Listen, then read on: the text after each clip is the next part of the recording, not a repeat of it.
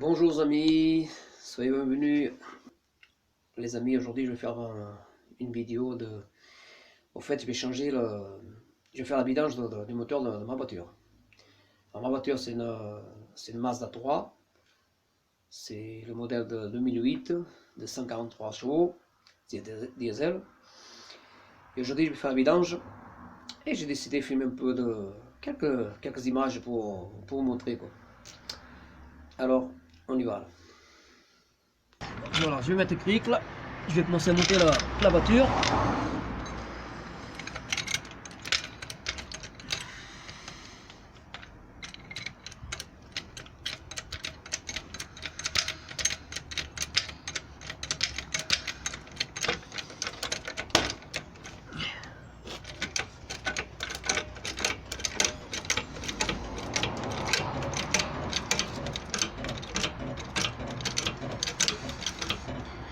Bon les amis, je m'arrête pas de monter là, je voulais vous le dire.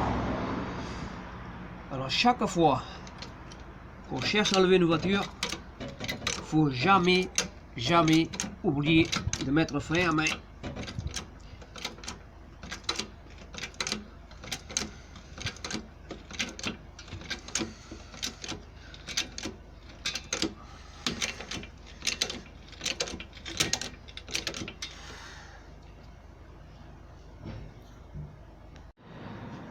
Alors comme vous pouvez voir, j'ai mis des chandelles pour sécuriser l'opération. Alors je passe de l'autre côté, je vais faire pareil. Comme vous pouvez voir là, de ce côté je fais pareil. Mais là je vais laisser en plus le cric. Parce que vous voyez il force, donc il est en train de forcer là, donc c'est bon. Là les roues sont complètement en l'air. Par contre il faut là que je passe dessous la voiture.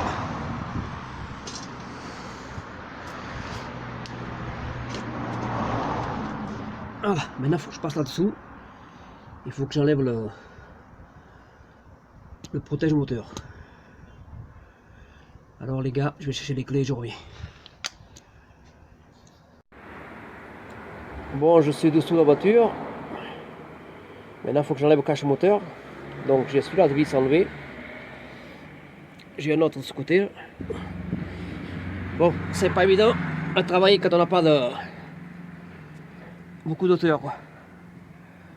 Et là j'aurai celui-là enlevé. Et j'aurai celui-là aussi enlevé. Allez, on y va les gars.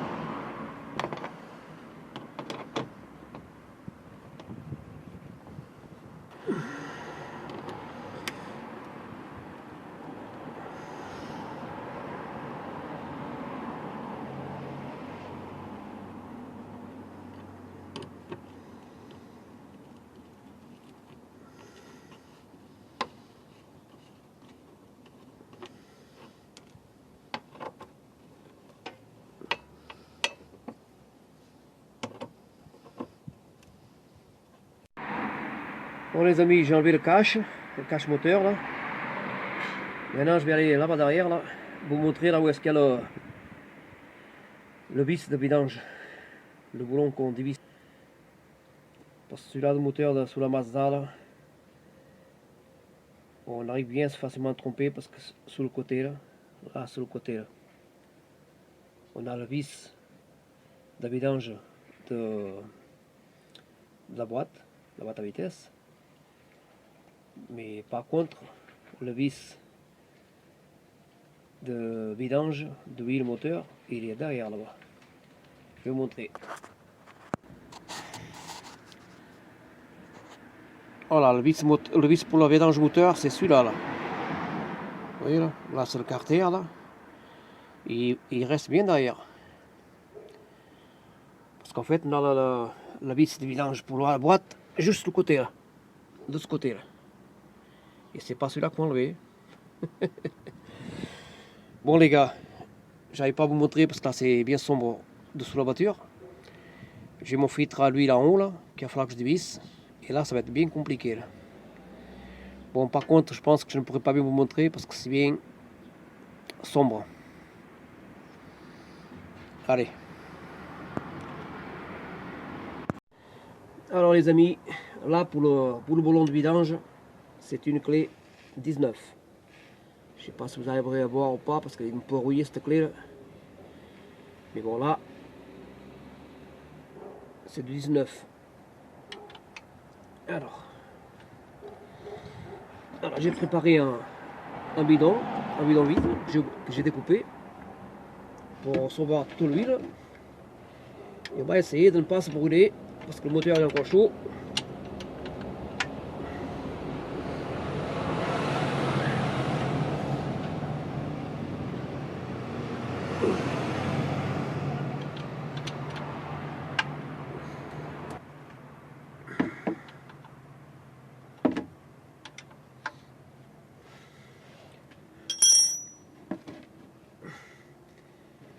Bon les gars, ne jamais enlever le filtre à l'huile avant.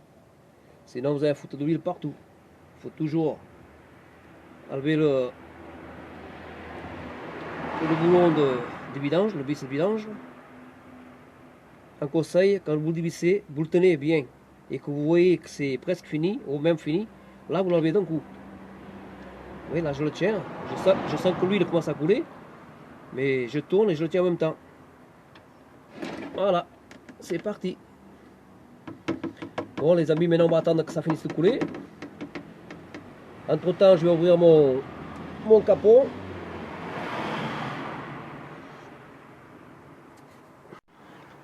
Allez, je vais enlever le bouchon de remplissage de l'huile quoi. Je vais laisser là. Je vais enlever la jauge de l'huile aussi. Je vais l'enlever aussi là.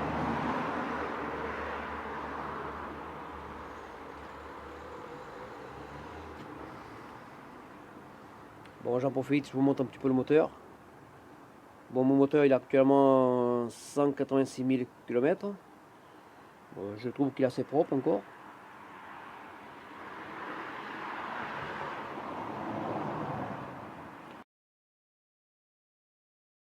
Bon les amis, maintenant je vais essayer d'enlever le filtre à huile avec cette clé là. C'est une clé exprès pour les filtres à huile. Bon, malheureusement je ne pourrai pas filmer parce que là-bas dessous c'est tellement sombre qu'on ne verra pas d'image. Voilà les gars, j'ai enlevé le filtre à l'huile. Bon les gars, là j'ai le bidon de l'huile avec le filtre à huile.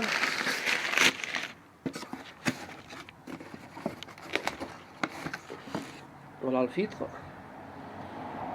Je vais quand même vérifier que ce soit le même avant de jeter le vieux.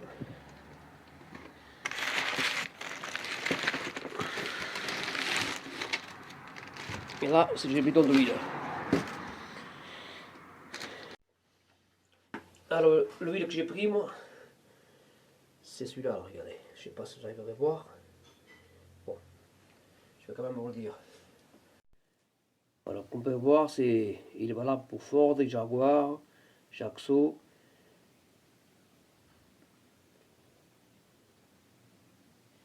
Alors, c'est du ACEA C1. Et moi, la référence qu'il me faut, pour moi, c'est celui-là. Là. C'est là la référence. Parce qu'en fait, l'ancienne huile que j'avais, comme il me reste toujours en litre, à peu près un litre, parce qu'il faut à peu près 4 litres dans le moteur. Comme il me reste toujours en litre dans un bidon, ben, j'ai acheté le même. Comme ça, chaque vidange, ben, il me restera toujours en litre. Et au bout de 4 vidanges, ben, j'aurai un bidon de... J'aurai assez de reste de l'huile pour faire un plein. Allez les gars, je vais remplir faire le plein de l'huile quoi. Donc moi je sais qu'il me faut à peu près 4 litres, ouais, il me faut à peu près 4 litres d'eau. Ça fait 5 litres, donc je peux le mesurer travers la salle. Et on y va.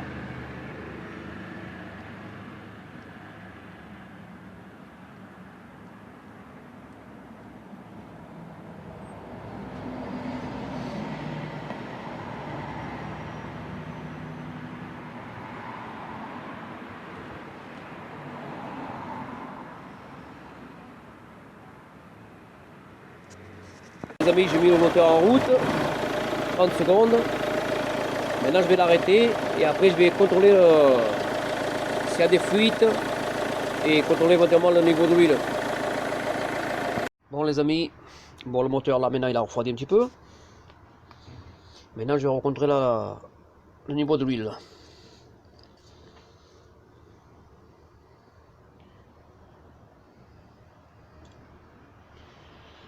Bon, il commence à faire un peu sombre. Je vais le faire à l'intérieur, à la lumière, parce que là on ne voit pas le détail. Attends, alors je vais vous montrer.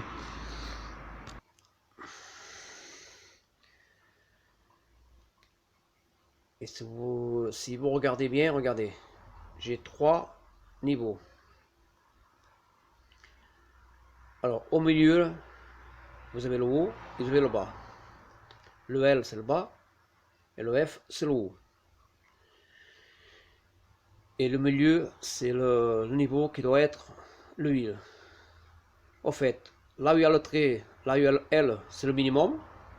Et le F, là où il y a le trait, c'est le maximum. Alors sur ce modèle de moteur, c'est un Mazda 3, donc c'est un moteur à FAP. Ne jamais, surtout ne jamais laisser dépasser l'huile du deuxième trait, du F. Pour bien faire, il faut qu'il soit toujours au milieu là.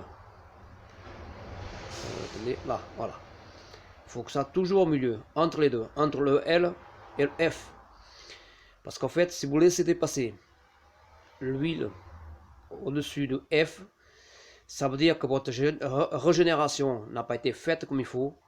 Donc, parce que c'est un FAP à sec, c'est du gasoil qui est additionné au FAP qui va brûler à haute température pour faire brûler les cendres.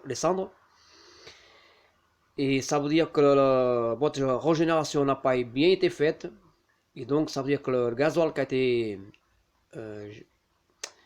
injecté, qui a été rajouté dans le FAP pour faire la régénération n'a pas brûlé.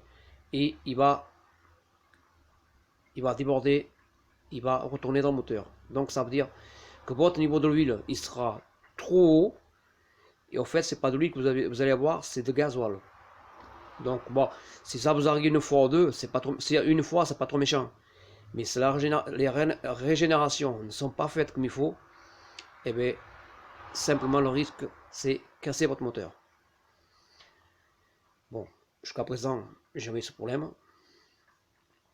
Mais une chose est sûre, les amis, il faut surtout contrôler ça. Il faut toujours contrôler. Faut toujours contrôler bien son niveau de l'huile. Je ne dis pas le faire toutes les semaines, mais allez, toutes les 2 semaines. Allez, on va dire au moins 2 fois par mois, il faut le contrôler. Surtout si c'est des gens qui font beaucoup de villes, il faut faire très attention. Moi, ça va, je fais beaucoup d'autoroutes, donc je descends au Portugal au moins 2 fois par an. Mais bon, les gens qui font très peu d'autoroutes, qui font beaucoup de la ville, faites-y très attention. Faites très attention les amis, parce que ça peut être très grave. Je vais me remontrer à nouveau là. J'ai remis ma jauge de l'huile dedans. Et regardez là, je sais pas si j'arriverai à le voir, parce que bon, attendez, je vais la reprendre plus basse. Je vais la prendre plus bas.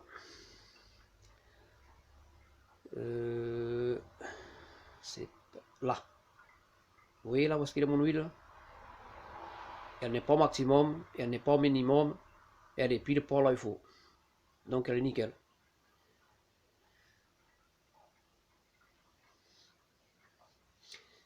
Donc c'est ça les amis. Bon, pour aujourd'hui je m'arrête là. J'espère bien que vous avez bien aimé cette petite vidéo. Et si vous aimez, eh bien, n'hésitez pas à vous abonner dans ma chaîne. Et futurement, je mettrai d'autres petites vidéos. Bon, c'est une chaîne un peu de tout, quoi. Donc, ce sera pas que la mécanique, ce sera un peu tout.